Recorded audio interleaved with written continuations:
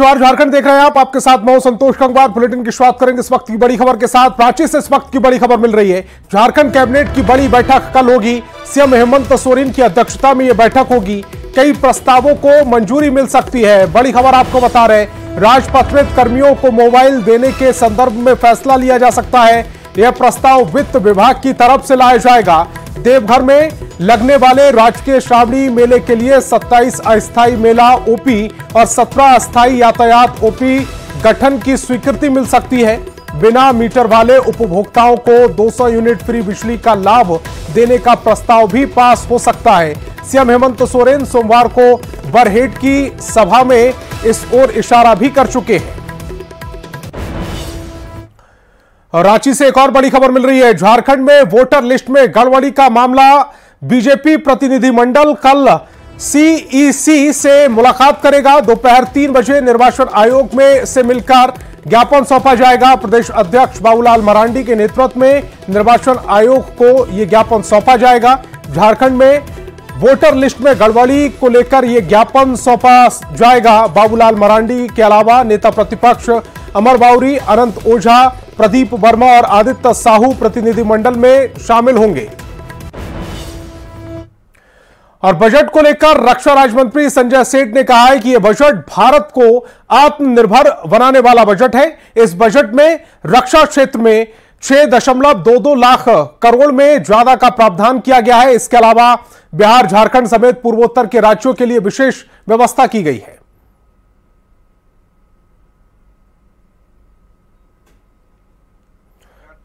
ये पहला बजट है। ओवरऑल इस बजट को कैसे देख रहे हैं आप? देखिए, ये बजट नए भारत का बजट है और ये भारत को आत्मनिर्भर बनाने वाला बजट है। इस बजट के अंदर देश की बेटी को, देश के युवा को, किसानों को, हर व्यक्ति को और कह सकते हैं हर व्यक्ति का जीवन स्तर सुधारने वाला यह बजट नए भारत का उदयमान बजट है। यह आत्मनिर्भर वाला बजट है। बिहार के लिए तो आजादी के बाद सबसे बड़ा कोई बजट में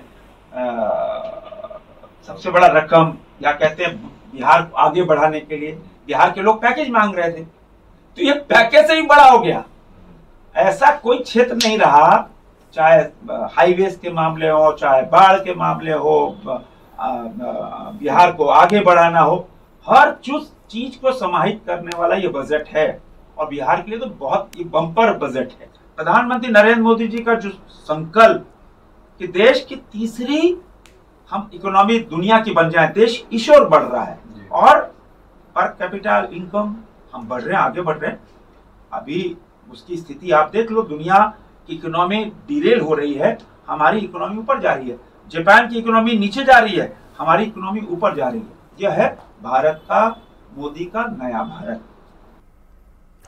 और बजट के बाद विपक्ष केंद्र सरकार पर हमलावर होता दिख रहा है। जेएमएम और कांग्रेस का कहना है कि केंद्र सरकार ने पिछले 10 साल से झारखंड की तरक्की रोक रखी है। बजट सिर्फ अपनी टूटी फूटी सरकार, माइनॉरिटी सरकार को बचाने के लिए बिहार और आंध्र प्रदेश के लिए फाइनेंशियल पैकेज, पूरे देश में 30 रियासतों में से 2 रियासतों को टारगेट करके सिर्फ अपनी बैसाखियों को बचाने के लिए। बजट पूरी तरह से बोगस है और सिर्फ 2 राज्यों पर उसमें फोकस किया गया। जिस तरह से आंध्र प्रदेश और बिहार की बातें सिर्फ कही गई है, उससे ये प्रतीत होता है कि कहीं न कहीं ये मोदी बचाओ बजट का आगाज है। देखिए, मोदी सरकार पिछले 10 सालों से झारखंड के साथ सौतेला व्यवहार कर रही है और इस बजट में भी वही देखने को मिला है। एक और जहां अन्य राज्यों को पैसे देने की बात हो रही है, तो झारखंड को फिर से निराशा हाथ लगी है। आम बजट जो पेश हुआ है कि 20 करोड़ लोग गरीबी से ऊपर आए हैं, लेकिन आज किसी भी जिला के किसी गांव में चले जाइए तो जो पहले था स्थिति वही स्थिति आज भी है। भारत सरकार की कोई भी योजना धरातल पर नहीं है। और इस बजट में युवाओं के लिए कई बड़े फैसले लिए गए, साथ ही पर्यटन को बढ़ावा दिया गया है। बजट को लेकर कोडरमा के लोगों का क्या कुछ कहना है, वो सुनवाते हैं आपको। तो सबसे पहले युवाओं पर फोकस है जो आज आप देख रहे हैं कि पढ़ाई लिखाई करने के बाद में लोग बेरोज़गार हो जाते हैं, तो युवाओं पे फोकस किया गया है कैसे करके युवाओं को स्वरोजगार से जोड़ा जाए। उसमें हम महिलाओं को भी ले सकते हैं कि वो भी उनके भी आर्थिक स्थिति अच्छी हो, उसके लिए भी किया गया है कि भाई उनको हर प्रकार की सहायता मिल सके, स्वरोजगार से वो भी जुड़ सके। बजटिंग दी गई है। हालांकि बिहार में इंफ्रास्ट्रक्चर कॉरिडोर आने से, इंडस्ट्रियल कॉरिडोर बनने से हमारे कोडरमा क्षेत्र में भी प्रभाव पड़ेगा। इससे हम ये आशा करते हैं कि हमारे क्षेत्र में भी कुछ उत्थान होगा। पॉजिटिव स्वरूप दिख रहा है, क्योंकि जहां अंतर्राष्ट्रीय स्तर पर बहुत ज़्यादा इकोनॉमिकली पीछे हैं पूरी दुनिया, वहाँ हमारे देश में अभी कुछ न कुछ विकास के ही रास्ते खुले हुए हैं।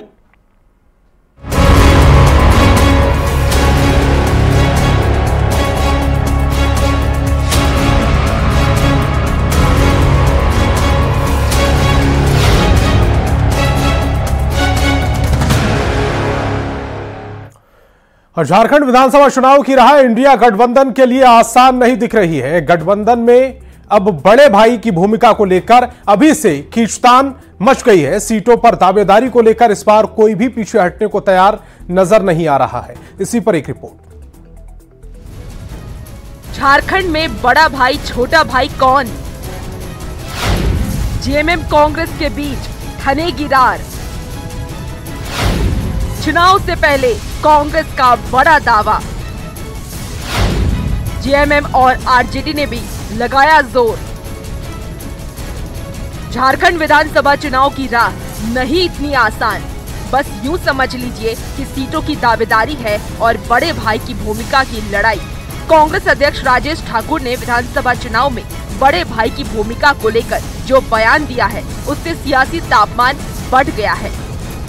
बड़ा भाई पूरा देश जानता है कि कांग्रेस बड़े भाई की भूमिका पूरे देश में निभा रही है और उस निमित्त सारी चीजें तैयार हो रही है।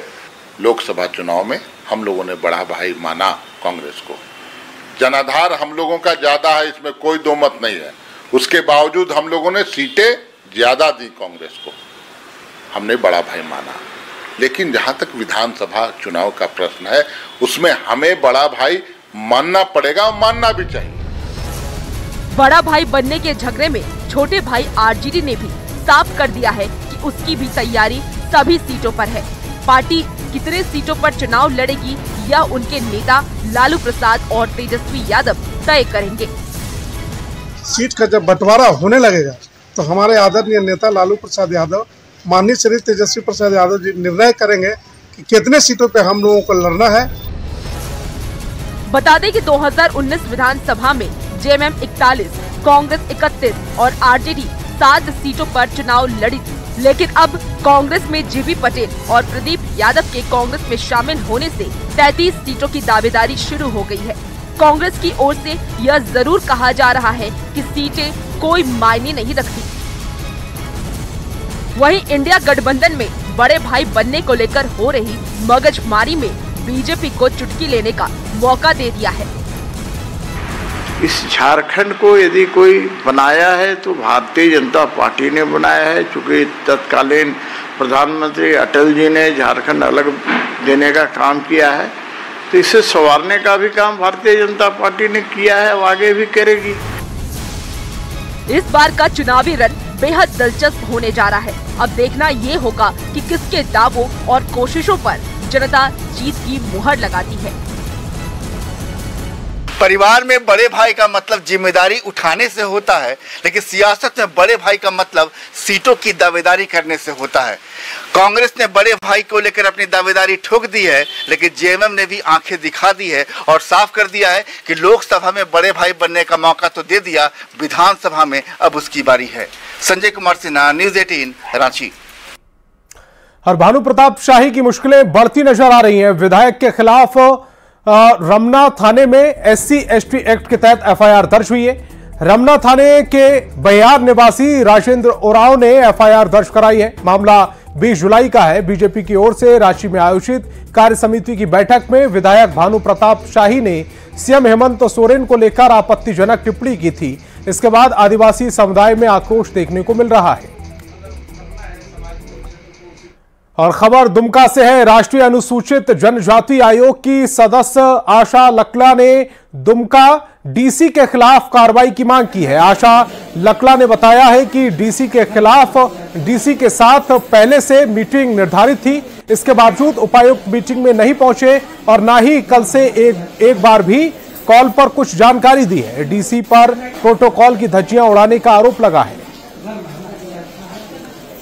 आयोग एक संवैधानिक संस्थान है और आयोग में कोई भी मेंबर आते हैं तो उनको भारत सरकार का सचिव और राज्य सरकार में मुख्य सचिव के बराबर माना जाता है, उनके समकक्ष। और जब यहाँ आते हैं तो कहीं ना कहीं प्रोटोकॉल का धज्जियाँ उड़ती है। संवैधानिक पोस्ट को लोग नहीं समझ पाते हैं। यहाँ के उपायुक्त एक बार भी नहीं आए। कल हम 4 बजे आए हैं, आज 4 बजे से जस्ट थोड़ा सा पहले मैंने 24 घंटा में उनको मुलाकात करने का मौका मिला। उन्होंने एक बार भी किसी फोन नहीं किए। गिरिडीह के बस्की गांव में खदान संचालकों का आरोप है कि कुछ दबंग खदान नहीं चलने दे रहे हैं, खदान चलाने के लिए रंगदारी मांग रहे हैं। खदान संचालकों का कहना है कि हम लोग डरे और सहमे हुए हैं और दबंगों के खिलाफ कार्रवाई चाहते हैं जिससे हम लोग अपना काम कर सके। देखिए न्यूज़ 18 संवाददाता एजाज अहमद की रिपोर्ट। मौजूद हैं गिरिडीह जिले के अंतर्गत आने वाले राजधनवार प्रखंड के बसगी गांव में, जहां पर एक पत्थर का खदान संचालित है। हालांकि जो पत्थर के खदान संचालक है यहां परेशान हैं क्योंकि लगातार इन लोगों को परेशान किया जा रहा है। पहले वो तस्वीरें देखिए, ये खदान है और खदान में अभी पानी सुखाया जा रहा है। वहीं दूसरी ओर जो खदान संचालक यहाँ पे सामने खड़े हैं, वहीं आपको बता दें कि ये जो खदान है लगभग 4 एकड़ के एरिया में लीज लिया गया है और लगभग 2027 या 29 में ये लीज फेल होने वाला है। लेकिन खदान को संचालित करने के लिए रंगदारों के द्वारा नहीं दिया जा रहा है क्योंकि इन लोगों से जबरन पैसे की मांग की जा रही है, तब ये खदान चलने दिया जाएगा, जिससे यहाँ के जो संचालक हैं वो करोड़ों रुपए इन्वेस्टमेंट करने के बाद काफ़ी हताश व परेशान है। यहाँ माइंस जो बस्गी में चल रहा है, हम लोग का सारा पेपर ओके है, जबकि इसमें हम मेरा ब्लास्टिंग पेपर भी मेरा मौजूद है। हम लोग ब्लास्टिंग करते हैं सो मेट के जरिए करते हैं।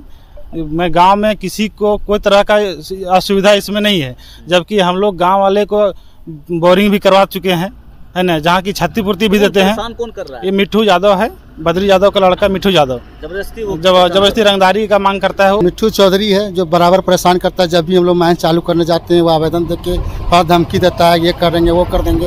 इस कारण हम लोग हताश हैं, डरे हुए हैं।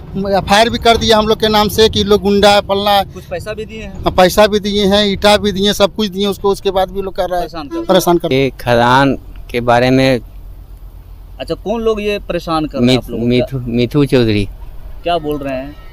रंगदारी मांग रहा है और खदान नहीं चलने देंगे, सर कट जाएगा कट जाएगा। उनका कहना है कि करोड़ों रुपए यहाँ पे इन्वेस्टमेंट किया गया है, एक ही उम्मीद से इनका भी फायदा हो, सरकार का राजस्व भी फायदा हो, लेकिन यहाँ के दबंगों की वजह से खदान संचालक पूरी तरह हताश निराश हैं और स्थानीय प्रशासन से इस मामले में हस्तक्षेप कर न्याय सुनिश्चित करने की मांग कर रहे हैं। गिरिडीह से न्यूज़ 18 के लिए मैं एजाज अहमद। और अब आपको धनबाद लेकर चलते हैं, जहां BCCL और आउटसोर्सिंग कंपनी पर कोयला उत्पाद को लेकर मनमानी रवैया अपनाने का आरोप है। इसको लेकर ग्रामीणों ने 3 दिवसीय उग्र धरना प्रदर्शन की घोषणा की है और पुलिस पर भी कंपनी से मिली भगत का आरोप लगाया है। इससे पहले 17 जून को AT देवप्रभा कंपनी मोहरी बांध उत्खनन स्थल में हैवी ब्लास्टिंग कर दी थी, जिसके बाद ग्रामीण उग्र होकर परियोजना पहुंच गए और ग्रामीणों के विरोध हंगामा को देखते हुए कंपनी प्रबंधन की तरफ से फायरिंग भी की गई, जिसमें कई लोग घायल बताए जा रहे हैं। एक व्यक्ति को गोली भी लगी थी। इस समय इसे लेकर काफी बवाल मचा हुआ है। कंपनी प्रबंधक कुंभनाथ सिंह समेत कई लोगों के खिलाफ नामजद FIR दर्ज करा दी गई है। इसके बावजूद कंपनी प्रबंधन की मनमानी में कोई कमी नहीं आई है। 3 दिन का हम लोग धरना प्रदर्शन रखे थे, लेकिन यहाँ आने के बाद कुंभनाथ सिंह और LP सिंह के द्वारा जो भी माफिया रखा गया है, GM ने जो भी माफिया रखा गया, हम लोग के साथ गाली गलौज का व्यवहार किया जा रहा और हम लोग के सामने नजदीक में ही OB डैम पर गिराया जा रहा। सुरंगा पंचायत के रेत के साथ बहुत अन्याय हो रहा है। दिन दाड़े यहाँ लूटने का काम किया जा रहा है। अगला कह रहे थे कि पत्थर फेंक रहा था वहाँ और लोग वहाँ ऊपर में है, एकदम गिरा रहा है। अभी हम तुरंत ऊपर जा रहे हैं और बंद करवाते हैं इसको। और जो इन लोग से बगझक कर रहा था उसको हम ले जाके थाना ले जाते हैं। और खबर धनबाद से है, जहां पानी और बिजली की समस्या झेल रहे मजदूर और आम लोगों ने बरमुडी कोलियारी के ट्रांसपोर्टिंग और भागलखी कोलियारी के उत्पाद बाधित कर दिए हैं और प्रबंधन के खिलाफ जोरदार प्रदर्शन किया। इस दौरान ग्रामीणों ने कहा कि चोर केबल काट देते हैं, जिससे उनके इलाके में ना तो बिजली आ पाती और ना ही पानी। ग्रामीणों ने प्रबंधन पर लोगों की समस्याओं की अनदेखी करने का भी आरोप लगाया। तो गर्मी परेशान किए हुए हैं, प्लस यहाँ का बिजली अप डाउन होते रहता है। बिजली के कारण से पानी भी नहीं मिल पा रहा है। आप बिजली के कारण से जैसे होता है ना कि बोलते हमेशा बोलते हैं कभी ट्रांसफार्मर का तार कट गया है, वहाँ चोरी हो गया है, उस कारण से हम लोग को बिजली मिल नहीं रहा है। बिजली काट के चोर लोग तारे ले जाता है, ये लोग बोलता है। तो हम लोग का कहना है कि हम लोग को ट्रांसफार्मर अलग कर दीजिए, वहाँ से हटा दीजिए, कोई अच्छा जगह में दे दे कि हम लोग सुख शांति से रहेंगे। बिजली की समस्या काफी दिनों से थी और आगे भी हम लोग सारी यूनियन मिलकर बातचीत भी किए थे। तो नदी थावड़ा में बिजली की समस्या का समाधान के लिए उस समय भी आश्वासन हुई थी, लेकिन अभी तक नहीं हुई। ट्रांसफार्मर और पोल तो दिया गया, लेकिन कॉन्डक्टर नहीं मिला। खबर जमशेदपुर से है, जहां कोल्हान के सबसे बड़े एमजीएम अस्पताल में ओपीडी में दिखाने गए मरीजों ने जोरदार हंगामा किया है। मरीजों का आरोप है कि 3 से 4 घंटे लाइन में लगने के बावजूद वो डॉक्टर तक पहुंच नहीं पा रहे हैं। ओपीडी में डॉक्टरों को दिखाने के लिए लंबी लंबी कतार लगी है और अस्पताल प्रबंधन की लापरवाही के चलते जो लोग दबंग हैं वो पहले डॉक्टर के पास पहुंच जाते हैं। वहीं दूर दराज से आए लोग घंटों लाइन में लगे रहते हैं। इसी को लेकर गुस्साए मरीजों ने जमकर हंगामा किया। हालांकि होमगार्ड के जवानों ने मामला शांत कराया। ये तो देख रहे हैं आपके सामने में कितना पीछे खड़े हैं। यहाँ पर ही काफी, अभी जब हमने आया तो देखा यहाँ पर ही काफी लंबा लाइन है। उसके बाद में यहाँ पर ही कोई सिस्टम नहीं है। यहाँ क्या है कि जिस जोड़ का तोड़ है, जो ताकत जिसके पास है वो अपना जबरदस्ती घुस के अंदर लाइन लग जा रहा है। लोग आते हैं, ये कहते हैं कि हमको ज्यादा तबीयत खराब है, हमको पहले जाने दीजिए। उनको भेजा जाता है इमरजेंसी में, लोग जाते नहीं हैं। आकर के यहीं द्वार पर खड़ा हो जाएंगे, बोलेंगे हमको ज्यादा तकलीफ है, हमको खड़ा होने नहीं सक रहे हैं, हमको यहीं जाने दिया जाए। यही सब है यहाँ का। और झारखंड में मानसून एक बार फिर से एक्टिव हो गया है। अगले 3 दिनों तक रांची समेत कई जिलों में बारिश का अलर्ट है। वहीं 3 दिन के बाद मानसून कमजोर पड़ने लगेगा। ज्यादा जानकारी दे रहे न्यूज 18 संवाददाता संजय सिन्हा। रांची समेत राज्य भर में मानसून के बादलों ने अपना मिजाज एक बार फिर बदला है और आज से लेकर अगले 3 दिन तक भारी बारिश का अनुमान है। यानी मानसून के जो बादल अब तक बरसने को तैयार नहीं थे वो अब बरसने को तैयार नजर आ रहे हैं। आसमान में बादल है, लेकिन अभी हल्की बारिश है। भारी कब बनेगी इसका इंतजार है। बोले कि सुबह से ही हल्की बारिश है। अगले 3 दिनों तक जो मौसम में बदलाव की बात की जाए, भारी बारिश की, क्या कहेंगे? इसको बोला जाता है येलो अलर्ट। येलो अलर्ट के बारे में बोला गया था। एक दिन बारिश ढंग से नहीं हुई आज तक। जब से मानसून आया है 17-18 जून से लगातार बोला गया कि 4 दिन के बाद 22 तारीख से, 26 तारीख से, 28 तारीख से किसी दिन बारिश अच्छी तरह से बारिश हुई नहीं। तो लगता नहीं कि मौसम का इस पर मिजाज सही है या फिर मौसम विभाग है जो सैटेलाइट ऊपर है वो सही जानकारी दे रहा है। यहाँ पर मॉर्निंग वॉक करने वाले हम लोग तमाम लोग हम लोग मौसम एंजॉय करते हैं, छाता लेके घूमते हैं कि बारिश आए घूमेंगे। स्वाभाविक है कि इस बार जो मानसून की जो स्थिति है बहुत ही झारखंड के लिए, खासकर रांची शहर में जो बारिश की अनुमान था वो अभी तक विफल है। और जो बारिश का अनुमान करते हैं जो ये लोग, उनकी जो सटीक जानकारी अभी तक नहीं आई है। अभी तक तो मौसम विभाग जब बोला है कि फलना डेट को बारिश आएगा, लेकिन नहीं हुआ। अब गवर्नमेंट को, हमारे सरकार को ये तैयारी करना होगा कि सूखे पे किसान को कैसे ये हो, उसका तैयारी करना होगा। बारिश फिट उतना तो नहीं, बादल मानसून का आता उतना फिट नहीं जितने बादल मानसून वाली बात क्या है ना कि हम लोग तो समाचार न्यूज ये सब में देखते हैं और 15 दिन 20 दिन महीना से हम लोग देख रहे हैं कि 23 को पानी होगा, 25 को पानी होगा, 24 को पानी होगा। लेकिन ऊपर वाला का प्रकोप जब चलता है ना तो पूरा विज्ञान फेल हो रहा है। अभी अब की बात को आगे बढ़ाते हैं। विभाग को और अपडेट होना चाहिए इनके सिस्टम को। 1 जून से आज की तारीख तक बात करें तो अभी तक महज 200 मिलीमीटर बारिश हो पाई है, जबकि होना चाहिए 400 के पार। अब ऐसे में समझ आइए कि लोग जो कह रहे हैं कि मानसून के जो बादल हैं वो बार बार अपनी तारीखों में भटकाते हैं, लेकिन हाल भी यही है कि छाता खुलता है, छाता बंद होता है और ऐसे में इंतजार है लोगों का भारी बारिश का। संजय कुमार सिन्हा, न्यूज 18 रांची।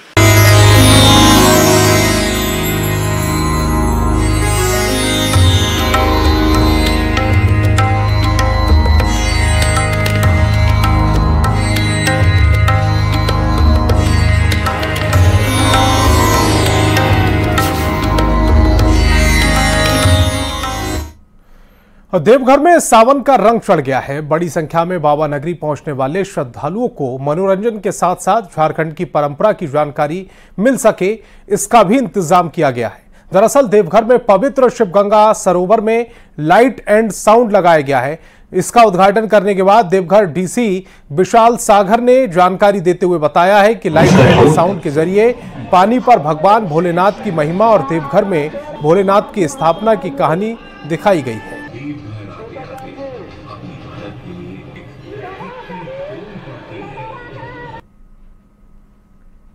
आयोजन किया गया था, इस बार जलसार में भी एडिशनल आयोजन किया जा रहा है। तो श्रद्धालुओं की बढ़ती संख्या को देखते हुए निर्णय लिया गया कि 2 जगह पे इसका आयोजन किया। वाटर प्रोजेक्शन के द्वारा हम लोग बाबा धाम की स्थापना कैसे हुई थी वो लोगों को जागरूक कर रहे हैं। साथ में इसमें सरकार की जितनी भी जन कल्याणकारी योजनाएं हैं उसके बारे में भी बताया जा रहा है।